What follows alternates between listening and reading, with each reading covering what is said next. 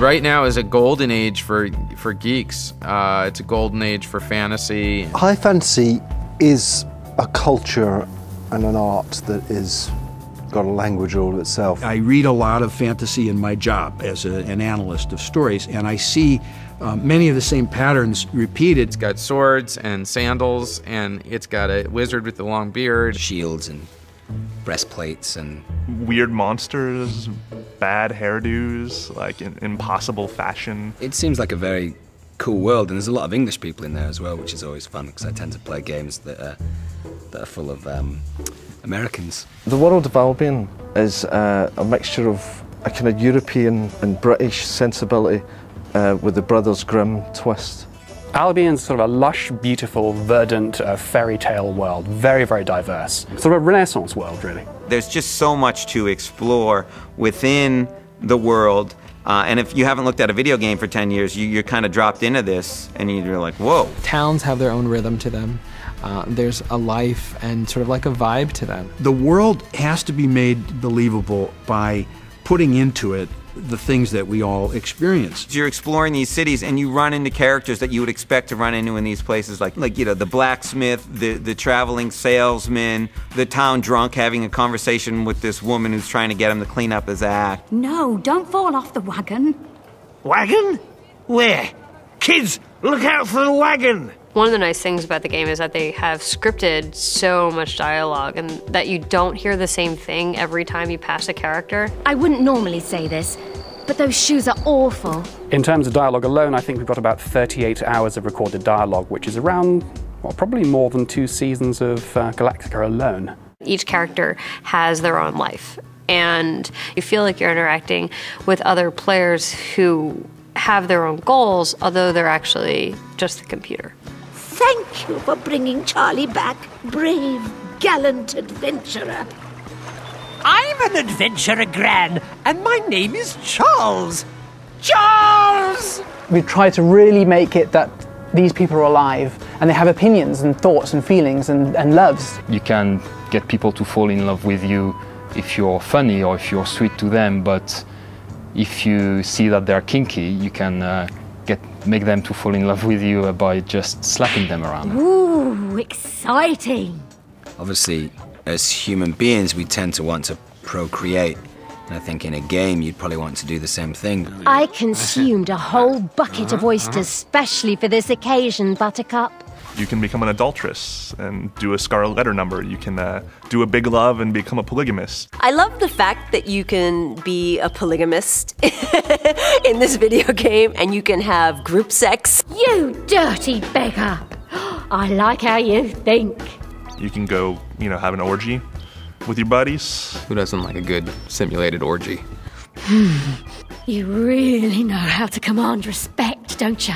Fun choices, and maybe something that I would like to explore. On video, anyway. In the game. But the sex translates to a much farther degree. It affects everything you do in the game. But there is no Basic Instinct dagger sex, which kind of annoys me. You can have a family, essentially. So you can woo any woman or man in any town, get married to them, move into a house, and then have babies. I started one family in one town and another family in another town because I thought, you know, what happens in one town stays in one town. Turns out that wasn't quite so, and both of them divorced me. Don't expect your spouse to be that sympathetic about you going off and venturing for 6 months and leaving them penniless. There are these characters that depend on you. And once they depend on you for companionship and you lose them, there's a sense of loss. There's consequences of choices that you make, like flirting, and then consummating that flirt, and then not wearing a condom, which is probably made of sheepskin. Depending on what you do as a player and how you interact with Albion citizens, they will react differently to you the next time you see them. I don't like people who try to kill people. The hero affects the world in every possible way. Because you want to be good, but it's so much more fun to be evil.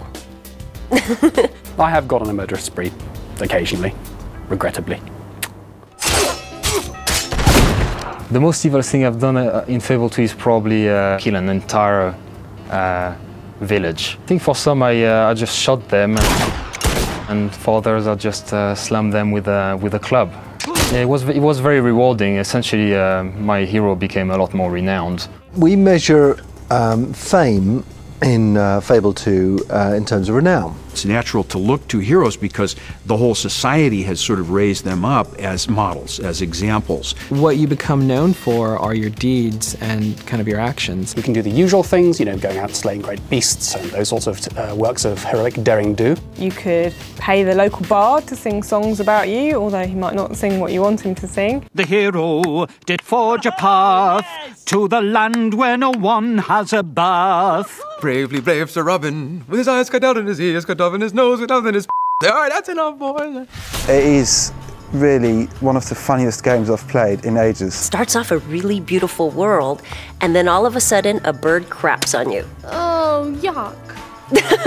You could walk into a situation and there's a high drama moment going on. People are dying and you're dressed in a checking suit and everybody's laughing at you while there's terrible scenes going on. You can wander up to any character in Fable 2 and do the fart expression. Confusing. Thank you very much. And some people find that incredibly funny.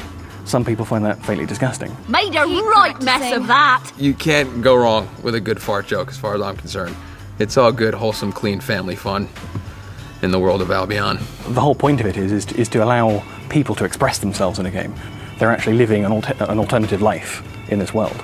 And the more stuff you give people where they can express themselves, the more emotionally engaged they feel with that world. You know, I wouldn't go as far as to say Fable 2 is a morbidly obese game. I would say it's a big, great big fatty of an epic adventure.